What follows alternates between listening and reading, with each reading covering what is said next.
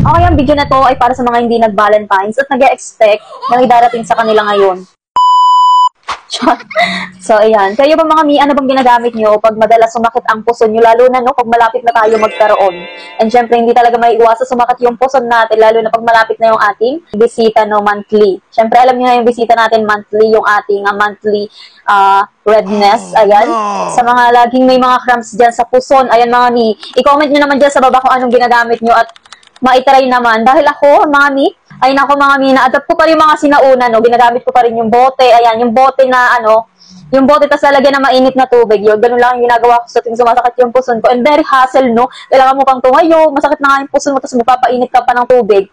Tapos ilalagay mo doon sa pinakang bote, tsaka mo siya iaano sa puson mo. Very hassle, no? Kaya naman napakaganda nung pag may ganito pala. Very convenient. Ayan, yung heat cup ng Puff and Bloom. So ito nga pala yung menstrual patch, no? And napakadali niyang ilagay. So tinatawag nga nila ito nga Big Band-Aid. Kasi mukha siyang Band-Aid na malaki. So, napaka-convenient niyang gamitin, no?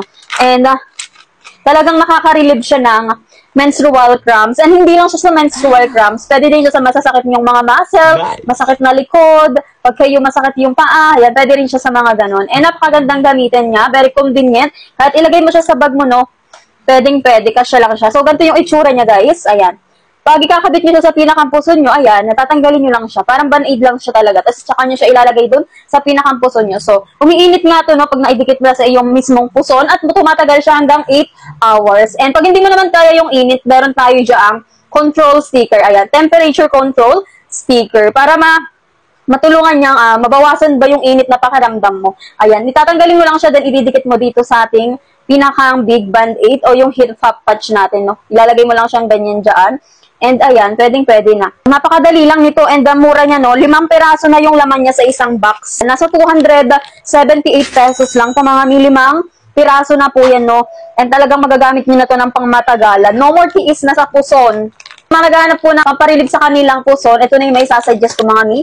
Very affordable lang niya and convenient to use. Hindi mo na kailangan magpakulo na magpainit ng tubig para lang marilib ang inyong menstrual cramps. Kaya ilalagay ko na lang yung link sa yellow basket. I-click nyo lang po yan para makapag-check out. Go!